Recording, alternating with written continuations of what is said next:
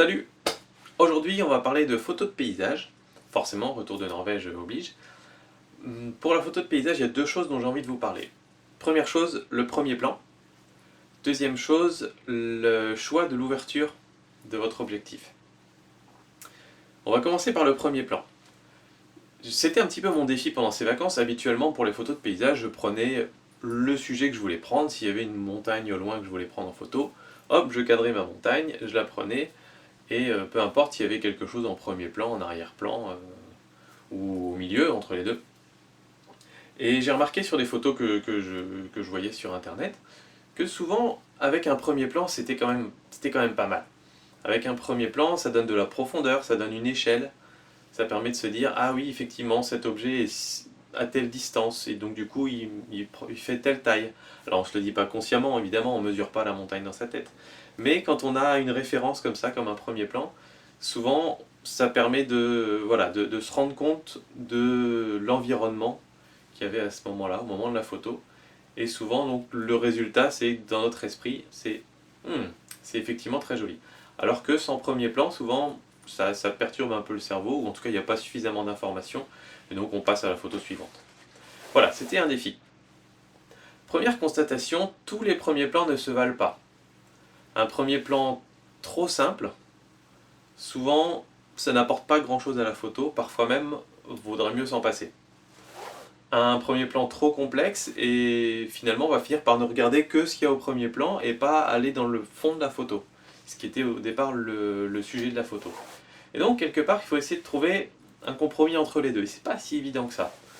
Moi, j'ai pris vraiment toutes les photos avec un premier plan, sans me poser de questions, et c'est maintenant en visionnant les photos que je me rends compte que celle que je préfère, c'est vraiment celle où le premier plan, il a certains éléments distincts qui permettent de s'y intéresser et de plonger dans la photo derrière.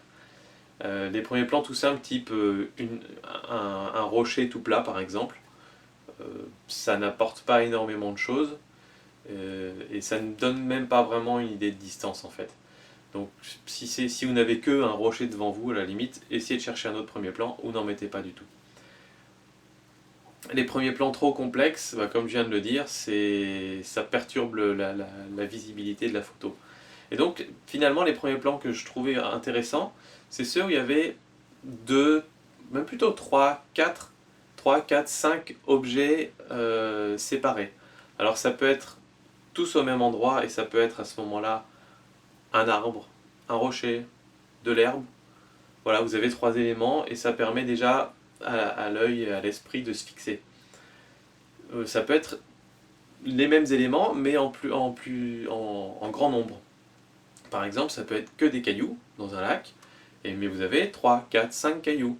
Et à ce moment-là, le cerveau arrive à identifier, il y en a 3, 4, 5 qui sont dans ce sens-là, ça donne une perspective, enfin voilà. Petite chose intéressante aussi pour le premier plan, vous pouvez l'utiliser pour diriger l'œil du spectateur.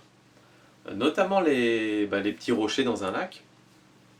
Vous allez vous positionner de telle manière à ce que les rochers créent une ligne, et que cette ligne vous emmène au point qui vous intéresse dans la photo. Si par exemple vous avez une belle montagne tout au fond de votre lac, à ce moment-là, essayez de vous mettre de telle sorte que les 3-4 rochers qu'il y a devant vous forment une espèce de ligne, et quand on suit cette ligne, on arrive directement au point fort de votre photo.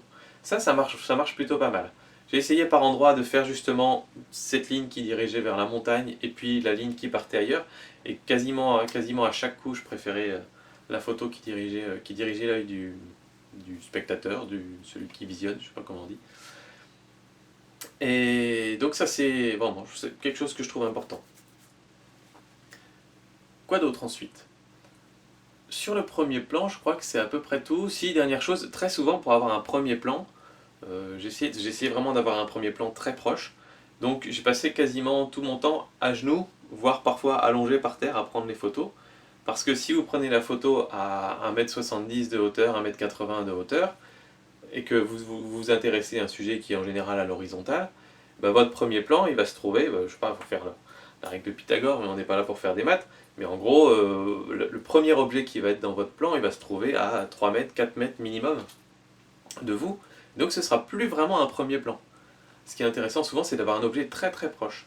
Donc à ce moment-là, il faut se mettre accroupi, alors là forcément on ne voit plus, mais quand vous vous mettez accroupi, vous êtes beaucoup plus près du sol et votre premier plan peut se trouver à 1 mètre, à 50 cm, à 20 cm si vous êtes vraiment à genoux par terre.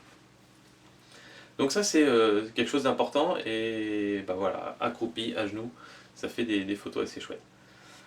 Ensuite, on passe à la question de l'ouverture. Alors l'ouverture, ça c'est un vrai débat. Parce que souvent pour la photo de paysage, on dit ouverture f22. F22 c'est simple, on peut le retenir, c'est à chaque coup pour les photos de paysage, c'est réussi. Alors f22, comme j'avais dit dans une précédente vidéo, si vous voulez avoir l'ensemble de la photo qui est en focus, mise au point, c'est-à-dire qui n'est pas floue, à ce moment-là, il faut faire la mise au point avec un capteur moyen format comme on a sur le EOS 1100D à environ 2 mètres de vous. Donc je suis là par terre, j'ai mon premier plan qui est à 50 cm, je relève un petit peu, je cherche un objet qui est à peu près à 2 mètres, je fais la mise au point dessus, et ensuite je recadre ma photo comme j'en ai envie, et je prends ma photo. Et à ce moment-là, donc la zone qui est entre 2 mètres et l'infini va être nette, et la zone qui est entre 2 mètres et 50 cm, 40 cm, 30 cm de vous va être nette aussi. Et donc c'est vraiment le point qui vous permet d'avoir la zone la plus nette possible sur votre photo.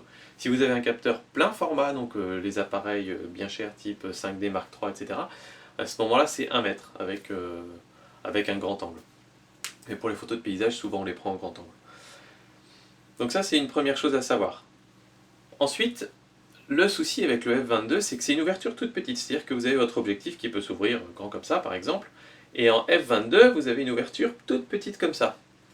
Et ça crée des phénomènes optiques qui vont détériorer la qualité de la photo, au final. Alors rien de très grave, hein, ça ne va pas créer du grain ou des choses comme ça, mais vous allez avoir des endroits où il va y avoir un petit décalage de couleurs. Vous savez, des fois, vous avez vu des photos d'arbres par exemple, et vous avez la branche nue qui est marron, et sur le côté, c'est comme si quelqu'un avait entouré avec un feutre bleu ou un feutre rouge. Bah, c'est de ces décalages-là dont je parle. Il y a un terme très précis d'ailleurs pour ça, mais il faudrait que je retrouve. Attendez. Je le trouve plus. C'est pas grave, je vous le mettrai en texte dans la vidéo. Donc ça, c'est les choses qui peuvent se rattraper en logiciel après, mais c'est pas top top et on le fait pas tout le temps non plus. Et deuxième chose aussi, vous allez perdre en piqué, vous allez perdre en définition dans votre photo. Donc, disons que le f22, ça a l'avantage de mettre la netteté dans toute la photo, ce qui est souvent idéal pour une photo de paysage.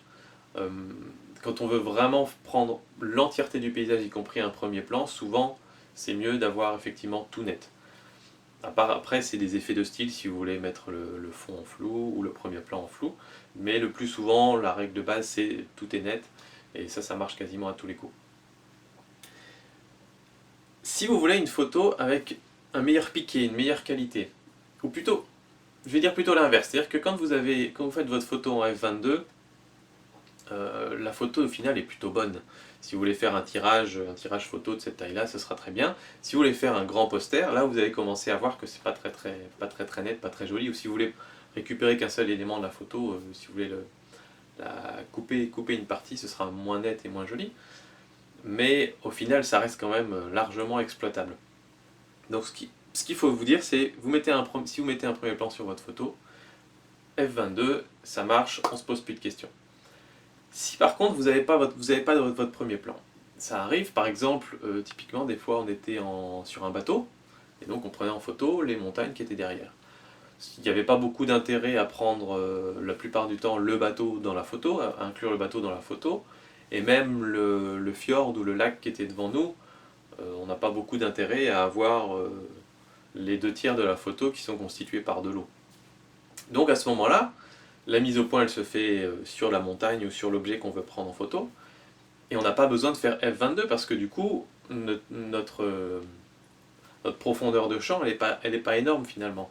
Et donc à ce moment-là je diminuais et je passais à f11, f13, f9 dans ces eaux-là, parce que je savais, selon le test qu'on a fait dans une vidéo il n'y a pas très longtemps, qu'à f9 ou à f10 ou à f11 on avait une bien meilleure qualité de photo et bien plus nette. Et effectivement ça se voit sur les résultats. Donc il faut vous adapter comme ça en fonction de ce que vous avez.